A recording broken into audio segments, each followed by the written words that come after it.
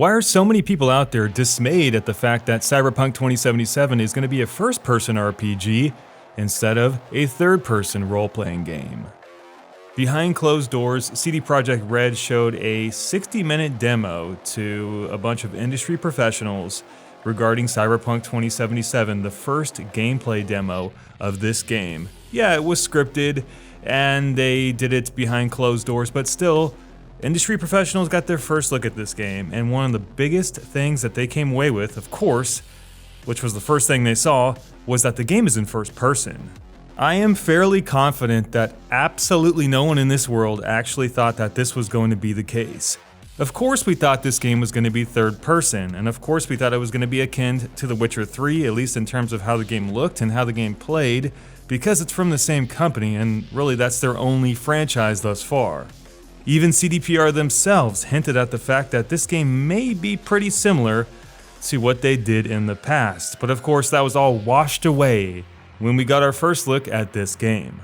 So the game is first person, and they have said it is more RPG than combat oriented. So what that means is it's probably going to be more or less akin to a Deus Ex rather than a action style first person shooter. A wild divergence from what people believed this game was going to be. I think many people, including myself and many gamers out there, thought the game was going to be basically a cyberpunk rendition of The Witcher 3 and maybe a few bells and whistles on top. But of course, with the news we got yesterday, this is not the case whatsoever. This game is going to be much different. So of course, many gamers out there are blowing up. They're getting mad because this is not what they wanted. They wanted a third-person style game because they wanted to see their character just like Geralt of Rivia, and they wanted to experience this new game in the fashion of The Witcher 3.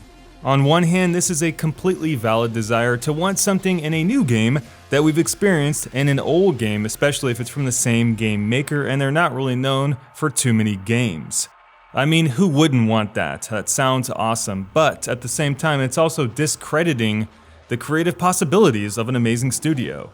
Of course, the problem is that The Witcher 3 was such a phenomenal game that it's really hard to follow in its footsteps.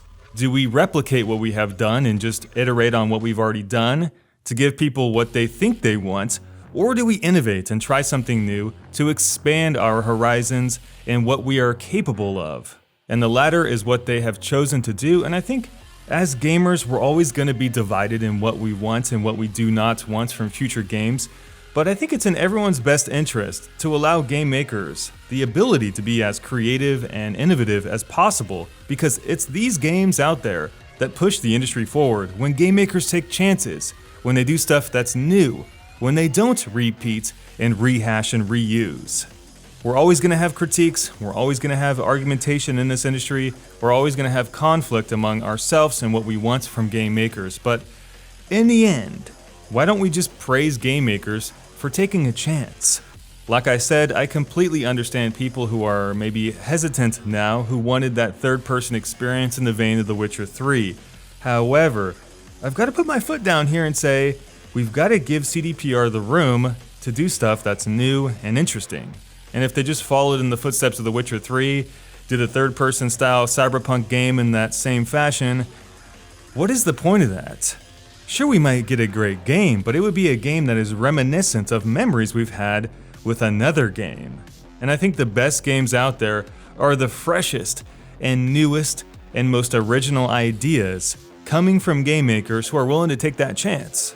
I don't know about you guys, but I don't want to play a game that reminds me of a different game. I want to play a new game that gives me new experiences and new emotions and new ways to view games. Cyberpunk 2077 actually seems like it's going to do this because they're going to be implementing so many new features that are not really standard in first-person games, especially first-person games that are more RPG than shooter. There's going to be first-person vehicular gameplay, there's going to be wall running for God's sakes. I mean, this is new stuff that sounds really exciting and only possible in the first-person version of their game. Stepping into a first-person game is so much different than playing a third-person video game. There's so much more immersion because you are literally playing as that viewpoint. You're not playing as a character, you are that character because you see through the eyes of that character instead of actually being just some sort of character on the screen. This is why there's a character creator this time around, because they want you to be that character. They want you to be Geralt. They don't want you just to play as Geralt. I think they're really going after immersion here. You know, that really punch you in your face style, first person, rub noses with the game, as the game character kind of vibe, instead of just be a character on screen and see things from that perspective. The world of Cyberpunk 2077 is going to be broken and dirty and gritty and in your face, the perfect combination for a new perspective. So while I completely understand people who are like, man, this sucks. I want my third person game. I want my third person futuristic Witcher game. I understand. But you've got to consider the benefits of going into first person, especially with the new technology available in today's economy. This is not Tomorrowland anymore. This is not the original Deus Ex. First-person games are not stiff anymore. They can be done so well. Just think about Dying Light, for instance, and how movement worked, and parkour, and verticality in that game. I guarantee you, those advancements are going to be put forward into Cyberpunk 2077 because CDPR is always on the cusp of the latest technology and innovation in their games. So for those of you out there who are like, oh man, this is going to be a lifeless first-person game, this is going to suck, I can't see my character, man. It's not going to be like that, trust me. But at the end of the road, I don't want to discount anyone who wants that third-person game or who wants that main character that's not created by you. That person that just wanted a futuristic Witcher 3. I get ya, that would have been awesome, but the point of this video is to just express the fact that, you know what, even though we've all got our wants and needs as gamers, even though we've all got the way we want games to be made, it's in our best interest as gamers to allow game makers out there the freedom and the liberation to do what they think is best for their games. Not the least of which because we know CDPR can really give us some nice surprises.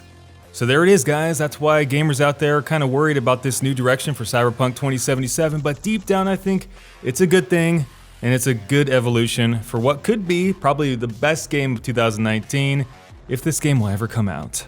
All I know is that I really want to play this game and I cannot wait to get my dirty paws on it. This is probably going to be one of those I'm going to call in sick for a week kind of games just because it's so good. So don't worry, have confidence in CDPR, this game is going to be awesome. Like what you like, but still be open to new possibilities. Hey guys, thanks for watching. I'm having a really tough week. Just going through a lot of personal stuff right now. I hope you guys out there are in tremendous spirits, having a great day, loving life, going through a lot of positivity in your life. Just right now, it's tough times for me. And what I think I'm gonna do is focus a lot on work in the next couple weeks and really try to spit out lots of content for you guys, because when I'm going through sad times in my life, if I focus on work and I try to distract myself from what's hurting me inside, then I feel a little bit better and it's easier for me to get over stuff. So I hope you guys are liking what I'm doing lately. I know a lot of it is really controversial, but that's how we roll on this channel because that's how we like it. And hooray, we just hit the 300,000 subscriber mark the other day, or I think it was maybe yesterday. Big thank you to everyone who's supported this channel from the get-go. We are a pretty new channel, probably about a year and a half, maybe almost 2 years old at this point.